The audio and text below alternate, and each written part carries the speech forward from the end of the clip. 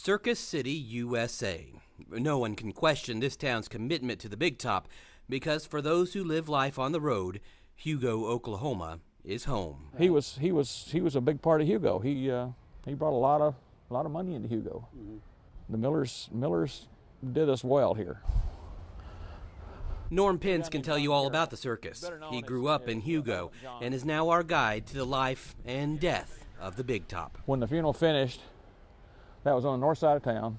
The funeral procession come down here to this spot for his burial. It was led by an elephant. They had other circus animals in it. He was in a horse-drawn hearse. The procession for D.R. Miller, known as Mr. Circus, ended here at Showman's Rest, a special section of the Mount Olivet Cemetery. Miller died on the road, but his will said not to stop the show, so he wasn't buried until the circus came back to Hugo. A tribute to all showmen under God's big top. Showman's Rest is here in large part because of John Carroll. He's better known as Elephant John, but he literally, according to what they tell me, he literally ate, lived, and slept in the elephant barn. Carroll became wealthy because the circus met his needs. His estate ended up funding a trust that pays for any circus performer who doesn't have the means to be buried here. This is probably the #1 attraction in Hugo. It might be the only cemetery that's designed to provide entertainment.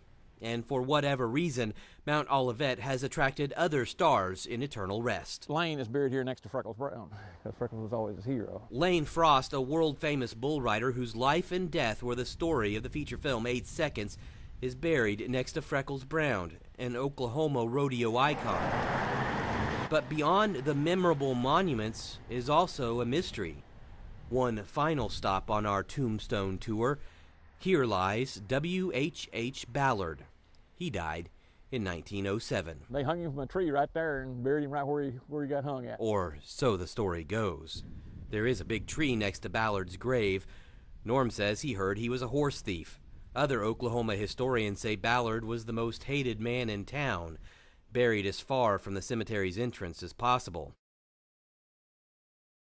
From showmen larger than life to mysteries that endure past death, you'd best not venture into Mount Olivet past dark. Oh, not for fear of ghosts. The groundskeeper says there's a mountain lion that prowls the grounds, so visit during the daylight and remember, the show must go on.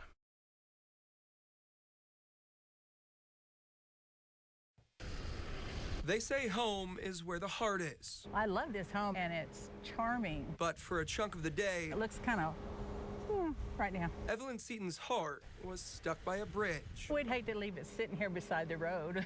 The house movers ran into a bit of a problem.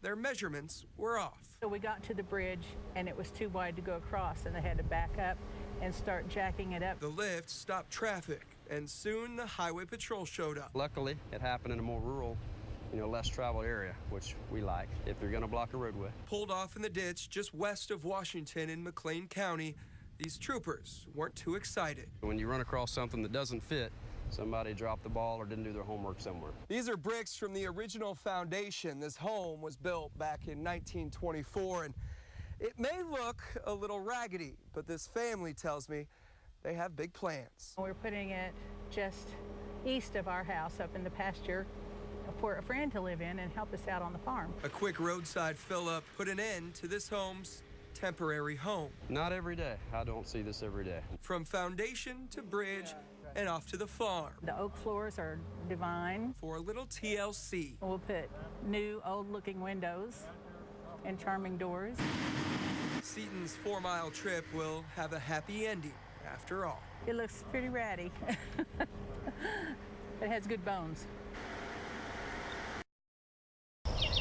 Off Oklahoma's beaten paths, you'll find a mix of the odd and interesting.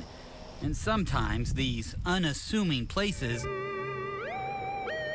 seem to lack explanation. It's kind of one of the most unique places in the United States. Butch Bridges is a local historian who's lived his whole life in Carter County, the home to Magnetic Hill. Well, it's definitely the unknown.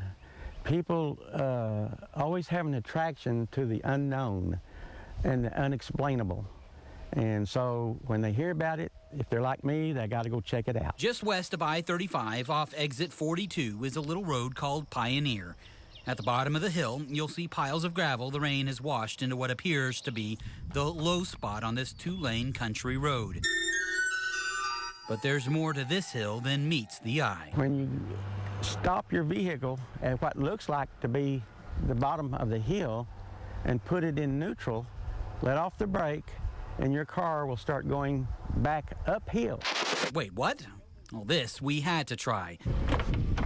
So we drive to the starting point, labeled by the locals with a smiling alien face, and put our car in neutral. Take the foot off the brake, and we're rolling backwards.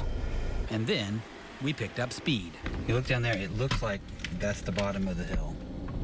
I think it's, of course, an optical illusion, but you will swear you're going uphill, and you will get up to about 30 miles an hour in neutral.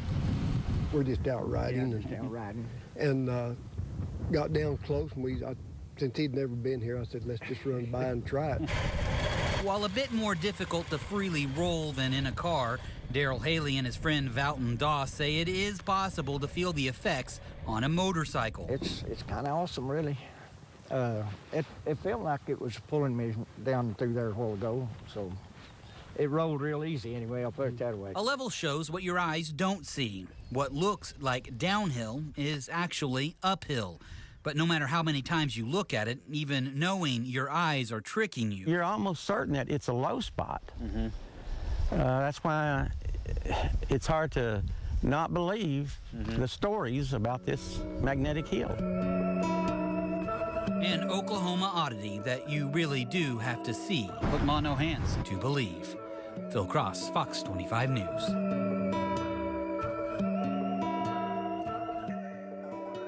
Today, it's back to work for Hayes Lawn and Tree Service, but yesterday they were in full-blown panic mode. Our story starts with the trailer. To the naked eye, this looks black, but if you look closely, some of the decals have been spray painted over. On the tractor and up in the air. We're gonna pull it up. It's a typical Tuesday for Cody and Kathy Hayes. Will this take you a day? One day. One day? We'll be done today. But a day's worth of work almost wasn't possible. Our dump trailer with our mowers inside was stolen right in front of our house. It happened Monday morning.